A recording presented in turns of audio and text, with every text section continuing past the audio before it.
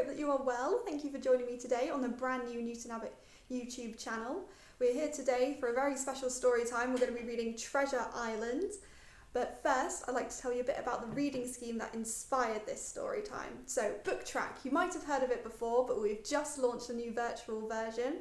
So BookTrack is the scheme to get you to read up to 100 books. So you can explore the books that you love and get rewards for your reading as well.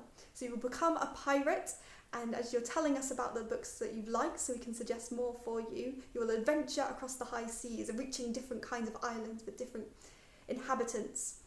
And you will earn a badge for each island that you reach and some other virtual goodies as well. As soon as we will reopen, you will get your real life badge too.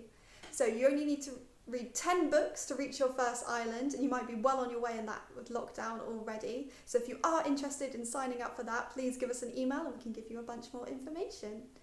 Okay, without further ado, Treasure Island. So some of you might be familiar with the story already if you watched last week's National Theatre Live, but here is the story that theatre production was based on. So, Chapter 1, The Old Sea Dog at the Admiral Benbow. Squire Trelawney, Dr. Livesey, and the rest of these gentlemen asked me to write down the whole particulars about Treasure Island, from the beginning to the end, keeping nothing back but the bearings of the island, and that only because there is still treasure not yet lifted. I take up my pen, in the year of grace 17, and go back to the time when my father kept the Admiral Benbow Inn, and the brown old seaman with the sabre cut first took up his lodging under our roof. I remember him as if it were yesterday, as he came plodding to the inn door, his sea chest following behind him in a hand barrow. A tall, strong, heavy, nut brown man, his tarry pigtail falling over the shoulder of his soiled blue coat, his hands ragged and scarred, with black, broken nails, and the sabre cut across one cheek, a dirty, livid white. I remember him looking round the cover and whistling to himself as he did so, and then breaking out into that old sea song that he sang so often afterwards.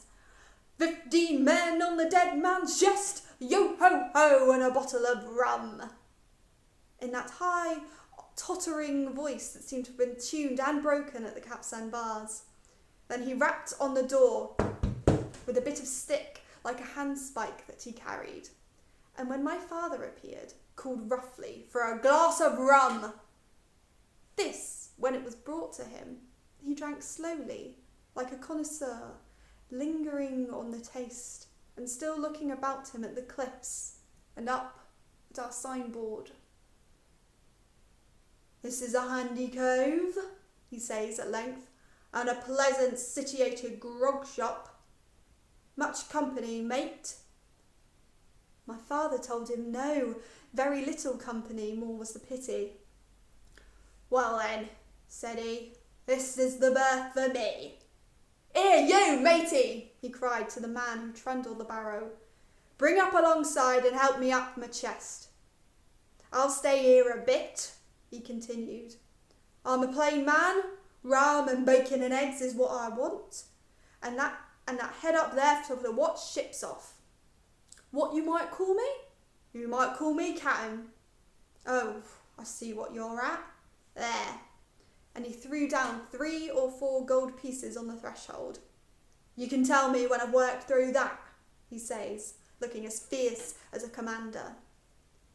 And indeed, bad as his clothes were and coarsely as he spoke, he had none of the appearance of a man who sailed before the mast, but seemed like a mate or skipper, accustomed to be obeyed or to strike. The man who came with the barrow told us the mail had sent him down the morning before at the Royal George, and he'd inquired what inns there were along the coast, and hearing ours well spoken of, I suppose, and described as lonely, had chosen it from the others for his place of residence. And that was all we could learn of our guest. He was a very silent man by custom. All day he hung round the cove or upon the cliffs with a brass telescope. All evening he sat in the corner of a parlour next to the fire and drank rum and water, very strong. Mostly he would not speak when spoken to, only look up sudden and fierce and blow through his nose like a foghorn. And we and the people who came about our house soon learned to let him be. Every day when he came back from his stroll, we would ask if any seafaring men had come by along the road. At first we thought it was in want of company of his own kind that made him ask this question, but at last we began to see he was desirous to avoid them. When a seaman did put up at the Admiral Benbow, as now and then some did, making by the coast road for Bristol, he would look in at him through the curtained door before he entered the parlour, and he was always sure to be as silent as a mouse when any such was present. For me, at least, there was no secret about the matter, for I was, in a way, a sharer in his alarms. He had taken me aside one day and promised me a silver fourpenny on the 1st of each month if I would only keep open my weather eye for a seafaring man with one leg, and let him know the moment he appeared. Often enough, when the 1st of the month came round and I applied to him for my wage, he would only blow through his nose at me and stare me down. But before the week was out, he was sure to think better of it and bring me my fourpenny piece and repeat his orders to look out for the seafaring man with one leg. How that personage haunted my dreams, I scarcely need tell you. On stormy nights, when the wind shook the four corners of the house and the surf roared along the coves and up the cliffs, I would see him in 1,000 thought forms and with 1,000 diabolical expressions. Now the leg would be cut off at the knee, now at the hip, and now he was a monstrous kind of creature who never had but one leg, and that in the middle of his body. To see him leap and run and pursue me over hedge and ditch was the worst of nightmares, and altogether I prayed pretty dear for my monthly fourpenny piece in the shape of these fancies. But though I was so terrified by the idea of a seafaring man with one leg, I was far less afraid of the captain himself than anybody else who knew him. There were nights when he took a deal more rum and water than his head would carry, and then he would sometimes sit and sing his wicked old wild sea songs, minding nobody. But sometimes he would call for glasses round and force all the trembling company to listen to his stories and bear a chorus to his singing. Often I had heard the house shaking with "Ho-ho-ho" and a bottle of rum, all the neighbours joining in for dear life, and with the fear of death upon them, and each singing louder than the other to avoid remark.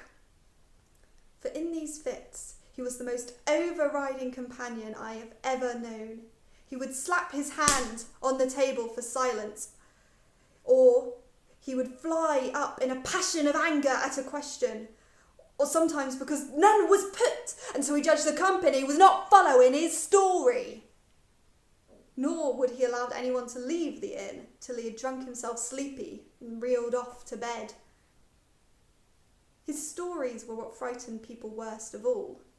Dreadful stories they were, about hanging and walking the plank and storms at sea and wild deeds and places on the Spanish Main.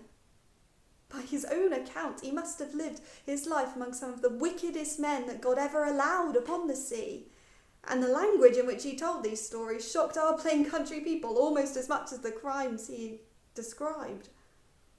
My father was always saying the inn would be ruined, for people would soon cease coming there to be tyrannised over and put down and sent shivering to their beds.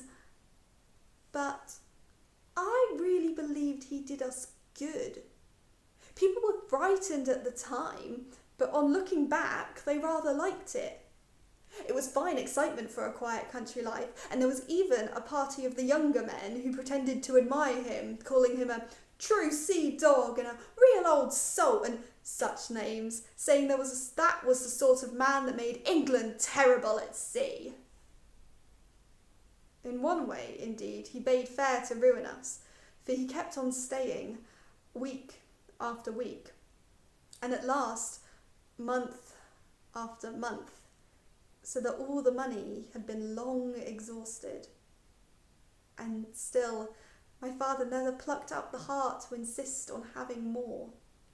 If he ever mentioned it, the captain blew through his nose so loudly that you might say he roared, and stared my poor father out of the room. I have seen him wringing his hands after such a rebuff, and I am sure the annoyance and the terror he lived in must have greatly hastened his early and unhappy death. All the time he lived with us, the captain made no change whatever in his dress, but to buy some stockings from a hawker. One of the cocks of his hat having fallen down, he let it hang from that day forth, though it was a great annoyance when it blew.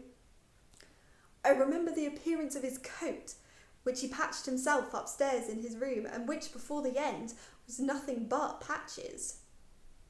He never wrote or received a letter, and he never spoke with any but the neighbours, and with these, for the most part, only when drunk. The great sea chest, none of us had ever seen opened. He was only once crossed, and that was towards the end, when my poor father was far gone in a decline that took him off. Dr. Livesey came one afternoon to see the patient, took a bit of dinner from my mother, and went into the parlour to smoke a pipe until his horse could come down from the hamlet, for we had no stabling at the old Benbow. I followed him in, and I remember observing the contrast, the neat, bright doctor, with his powder as white as snow, and his bright black eyes, and pleasant manners, made with the coltish country folk, and above all, with the filthy, heavy, bleared scarecrow of a pirate of ours, sitting far gone in rum, with his arms on the table. Suddenly he, the captain that is, began to pipe up his eternal song. 50 men on the dead man's chest, yo-ho-ho, and a bottle of rum. Drinking the devil had done for the rest, yo-ho-ho, and a bottle of rum. At first I'd supposed the dead man's chest to be that identical big box of his upstairs in the front room, and the thought had been mingled in my nightmares with that of the one-legged seafaring man. But by this time we had all long ceased to pay any particular noise to the song. It was new that night to nobody but Dr. Livesey, and on him I observed it did not produce an agreeable effect, for he looked up for a moment, quite angrily, before he went on with his talk to old Taylor, the gardener, on a new cure. In the meantime, the captain gradually brightened up at his own music, and at last flapped his hand upon the table before him in a way that we all knew to mean silence. The voices stopped at once. All but Dr. Livesey's. He went on as before, speaking clear and kind, and drawing briskly at his pipe between every word or two. The captain glared at him for a while, flapped his hand again, glared still harder, and at last broke out with a villainous low oath, "Silence there between decks!" "Were you addressing me, sir?"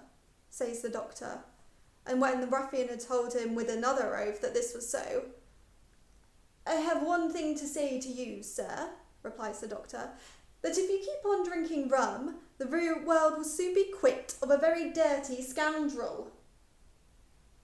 The old fellow's fury was awful. He sprang to his feet, drew open a sailor's clasp knife, and balancing it open on the palm of his hand, threatened to pin the doctor to the wall.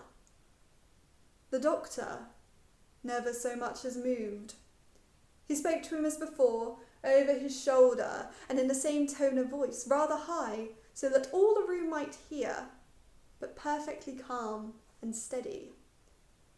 "If you do not put that knife in this instant in your pocket, I promise, upon my honour, you shall hang."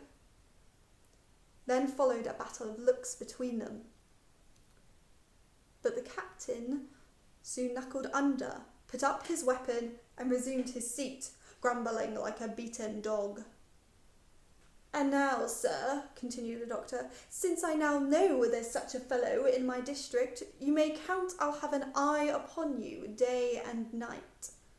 I'm not a doctor only, I'm a magistrate, and if I catch a breath of complaint against you, if it's only for a piece of incivility like tonight's, I'll take effectual means to have you hunted down and rooted out of this. Let that suffice." Soon after, Dr. Livesey's horse came to the door and he rode away. But the captain held his peace that evening, and for many evenings to come. Okay, that is the end of chapter 1 of Treasure Island. If you've enjoyed that story, if you want to know more about this old sea dog and maybe what's in his chest, that book is available for free to download right now. You can find out how to download eBooks with your library card on the Devon Libraries website. I will put the link into the description of this video. And there are thousands of books on there, and eBooks and comic books and books for all ages. You just need your library card and your PIN number. If you don't have one, I'll put the link down below so you can sign up as well. Or if you're having any problems with any of the websites, you can email us. And again, thinking about BookTrack, comics, eAudioBooks, all of those count for BookTrack, any kind of book. So if you are interested, again, the email will be below in the description. Please give us an email if you'd like to learn more about that. Okay, thank you so much for listening. If you have enjoyed Storytime, please let us know with a like or leave us a comment. If you want to hear more first chapters of different books, please let us know as well, if there's any in particular, or if you want to hear the rest of Treasure Island, let us know. Really appreciate your support in this time, knowing what activities are helping you and your families. So thank you. And take care, and I hope that you have a lovely day. Hopefully see you again soon. Bye.